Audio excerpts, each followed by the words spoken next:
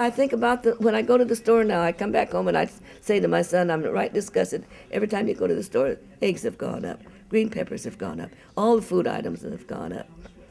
And people with 5 or 6 children, how are they going to manage?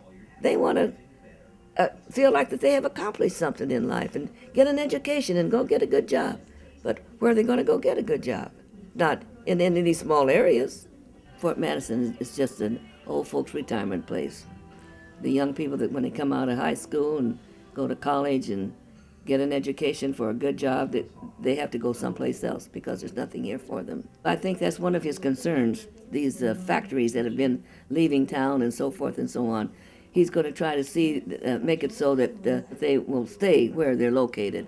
So many places they're leaving, that area, and there's no jobs for the young people. Marjorie is probably one of the most well-known Democratic activists in town, and she takes care of the elderly citizens in town, which is kind of cool.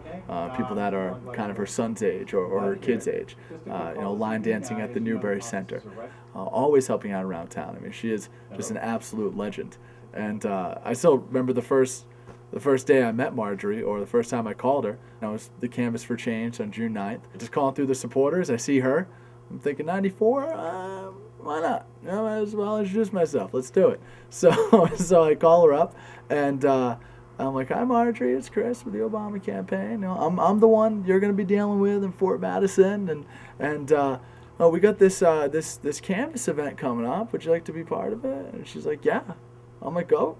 Okay, we knocked door to door. She's like, child, I've knocked on a ton of doors. Don't worry, I'll be there. I'm like, okay, all right. So she comes in every Friday.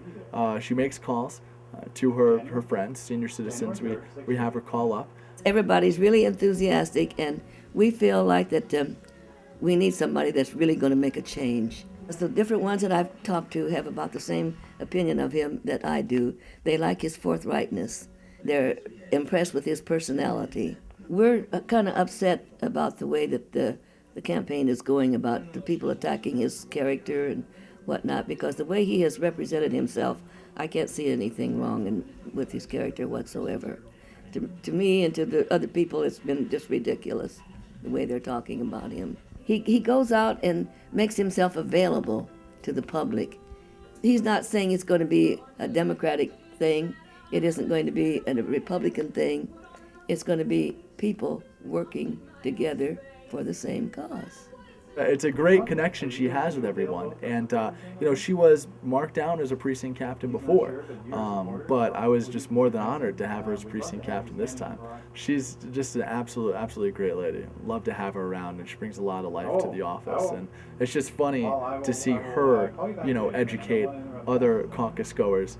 I'm going to call everybody in my area and ask them to be sure and be there early, so that we can find out what the people that are undecided, whether or not they have really made up their minds or not, and get together and walk around to these different ones and see if they are, and try to talk them into going for Obama, and those that don't have enough for their votes to join our campaign. I'm really thinking that he's going to make it.